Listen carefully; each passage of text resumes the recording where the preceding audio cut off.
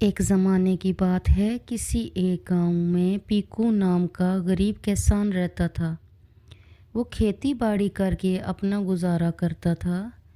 اس کے پاس اتنا زیادہ کچھ نہیں تھا، ایک پرانا مکان اور اس میں کچھ ضرورت کا سامان، اور اس کے پاس کچھ مرغیاں تھیں۔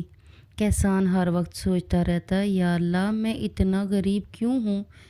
میرے پاس بھی تو کچھ پیسے آ جائیں تو کتنا ہی اچھا ہو۔ ہر دن اتنی محنت برداشت کرنی پڑتی ہے اور کمائی بھی کچھ نہیں ہوتی۔ ایک دن پیکو نیند سے اٹھا اور مرغیوں کو دانہ ڈالنے لگا۔ اچانک اس کی نظر ایک انڈے پہ پڑتی ہے اور وہ کہتا ہے، یہ انڈا اتنا کیوں چمک رہا ہے؟ اس سے پہلے تو کبھی ایسا انڈا نہیں دیکھا میں نے۔ میری تو قسمت ہی کھل گئی، یہ تو سونے کا انڈا ہے۔ اللہ تعالیٰ، تو نے میری دعا سن لی اور میری غریبی دور کر دی۔ پیکو اگلے دن اس انڈے کو شہر میں لے گیا اور ایک سونار کی دکان پر چیک کروایا تو سونار نے کہا، یہ سونے کا انڈا ہے۔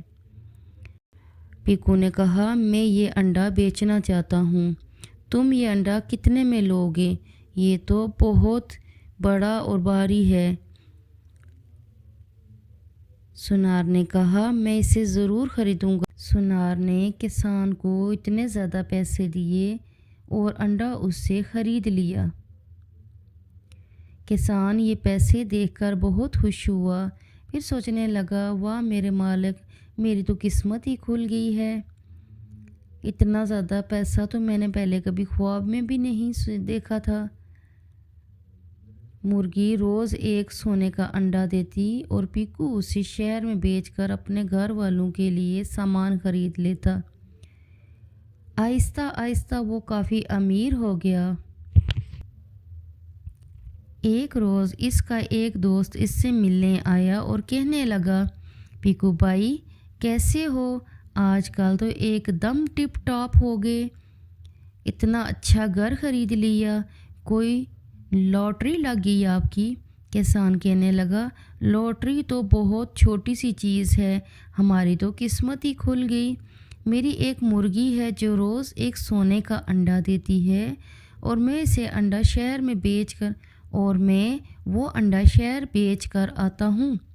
تو کسان کا دوست کہنے لگا، واہ یار، تمہاری تو قسمت ہی کھل گئی، لیکن تم بہت بیوقوف ہو۔ سوچو، اگر مرغی روز ایک سونے کا انڈا دیتی ہے تو اس کے پیٹ میں کتنے سارے انڈے ہوں گے؟